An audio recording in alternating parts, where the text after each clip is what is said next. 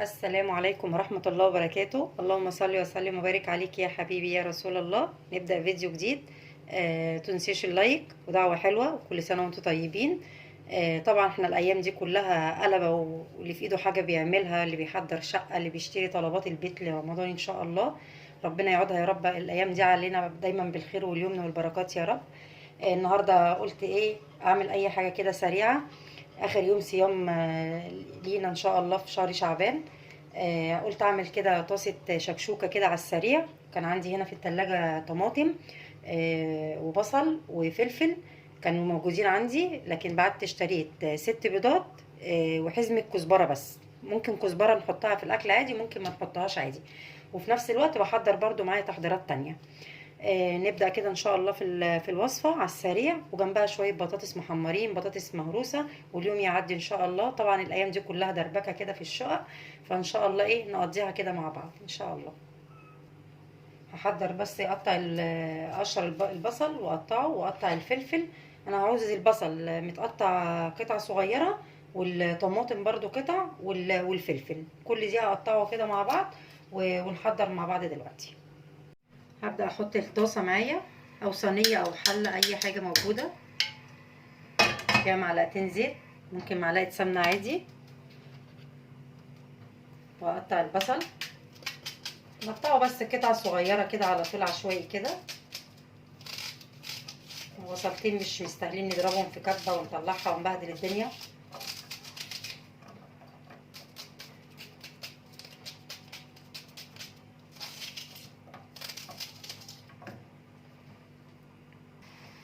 نجيب بصلة تانية معانا، ممكن بصلاية واحدة تكفي، بس انا ايه عشان اكتر الكمية معايا.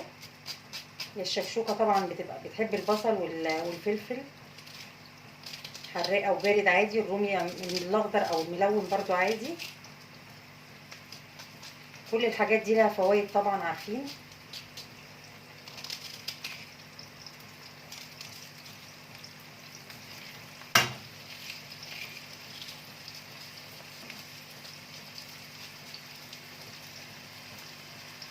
كده خلصت تقطيع بخريط البصلتين لحد بس ما تدبل معايا. مش هديها لون ولا تغمق ولا حاجه، انا عايزاها بس تدبل معايا. احط ايه، اخرط قرنين الفلفل والطماطمتين وارجع لكم تاني. كده البصله كانت بدات خلاص دبلت معايا، خلصت تقطيع الفلفل.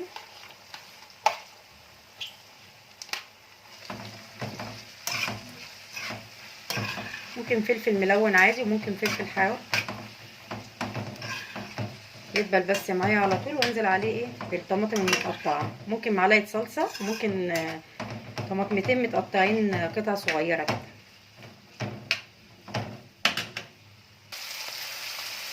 كده الفلفل بدأ خلاص، هو البصل دبل معايا خالص. هنزل عليه بقطع الطماطم.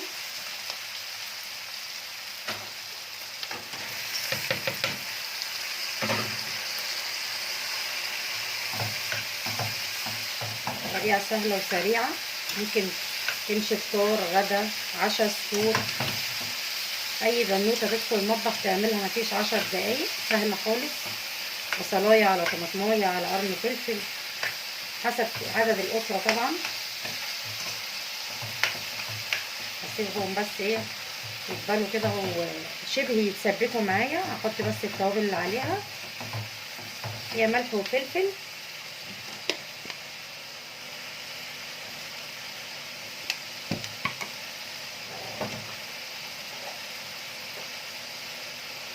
وسن البابريكا، مش هتاخد اكتر من كده. ممكن معلقه هريسه، وممكن البابريكا كفايه، هتديني بس طعم وخلاص. هي كده خلاص خلصت معايا. هحضر بس ايه البيض، وهي حزمه الكزبره قسمتها ما خدتهاش كلها. هحطها بس في الاخر، يعني قبل ما اطفي كده بثانيه ولا حاجه، هحطها بس ايه تاخد معايا ريحه الشكشوكه. كده خلاص مش هضيف عليها اي حاجه غير البيض والكزبره اخر حاجه. اكسر هنا البيض واحضره وارش عليه رشه فلفل اسود طبعا عشان الزفاره. اذا وجد البيض ووجد الفلفل الاسود. عدد البيض حسب عدد الاسره، ممكن نكتر ممكن نقلل. انا جبت 6 يا دوبك كفايه على الخضار اللي انا حطاه، فلفل وبصل وطماطم، كميه كويسه جدا. ارش هنا رشه فلفل اسود بسيطه كده عشان انا حاطه اصلا في الخضار. نضربه في قلب بعضه كده. ممكن نحطه سليم في الطاسه، بس ايه انا مش بحبها كده. الشكشوكه التانية اللي بتبقى بصلصه وكده بحط البيض سليم فيها، لكن دي بحب البيض يكون مهروس كده على الوش. تبقى اكله خفيفه وجميله جدا. انا مش هعمل جنبها غير بطاطس مهروسه ويوم يعدي ان شاء الله.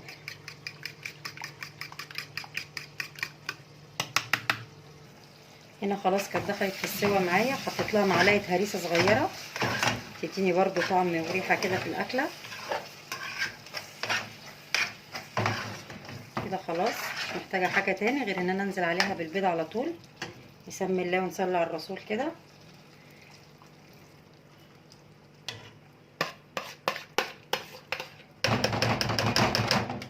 زي ما قلت لكم البيض حسب عدد الاسره.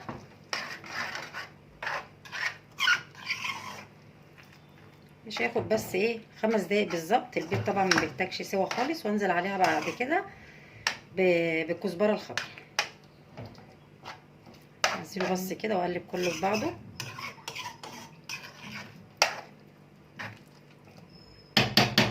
اغطي عليها واسيبها 5 دقايق. كده خلاص استوت معايا. البيض طبعا ما بياخدش سوا خالص. ريحتها جميله جدا جدا، لكن الطعم لسه هنشوفه بعد المغرب ان شاء الله. كل سنه وانتم طيبين يا جماعه. ربنا يعود علينا يا رب الايام دي بخير يا رب.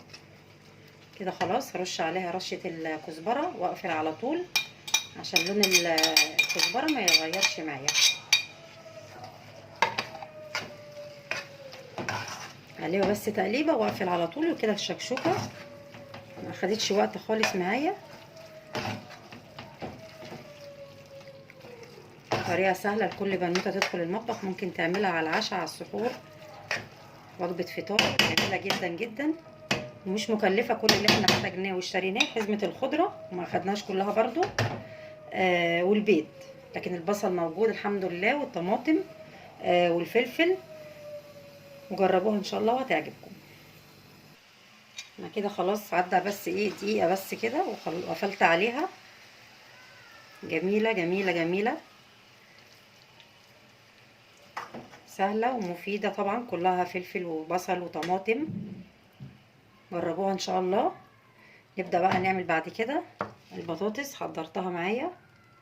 هنا قطعت بطاطستين على مكعبات، وبصلايه، فلفل وكمون، فص توم كده ريحه وملح. هعلق عليها، مش هزودها ميه، هي تنزل ميتها. جميله جدا جدا. بطاطس المهروسه بالبصل حلوه قوي. هسيبها تنزل الميه بتاعتها. كل ما تحتاج ميه هديها ربع كوبايه بربع كوبايه كده عشان اخد طعم البصل وريحه الثوم. مش هديها ميه كتير، مش هسلقها يعتبر بميه، هي ربع بربع كده بس ايه رشه على الوش على طول. البصل بس ينزل السوائل بتاعته كده. كان عدى عليها خلاص كام دقيقه، نزلت السوائل بتاعتها. ارش بس ايه رشه بسيطه عليها. انا كل اللي انا عايزاه ان هي تستوي ايه بطعم البصل وفصين الثوم اللي انا حطاهم. مش عايزاها تتسلق في ميه. دي بتبقى جميله جدا جدا وطعمها حلو قوي، غير اللي احنا بنسلقها في ميه ونهرسها كده. طعمها مختلف خالص عن التانية. هرش بس رشه كده عليها وايه واغطيها تاني، ما اسيبهاش مكشوفه عشان البخار دوت هو اللي بيسويها لي بس. كده خلاص مش متحتاجش ميه تاني خلاص.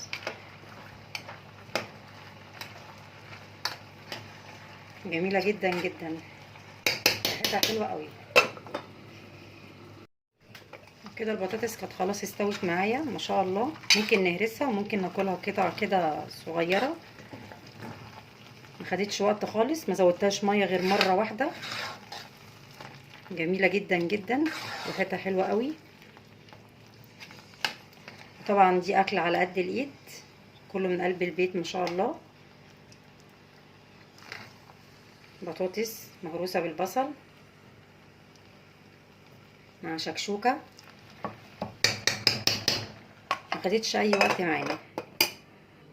وكده كنت خلاص خلصت معايا بطاطس مهروسه، انا ما غرفتش طبعا عشان لسه المغرب ما اذنش.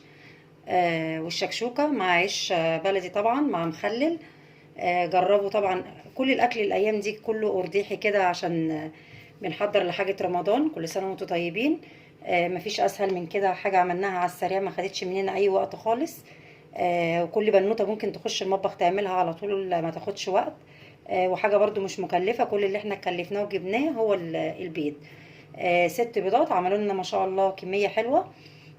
وبس كده خلاص خلصت معاكم الفيديو، واشوفكم في فيديو جديد ان شاء الله. متنسونيش في اللايك ودعوة حلوة، واشتراك في القناة، قناة يوميات بسكوت عزه. والسلام عليكم ورحمة الله وبركاته.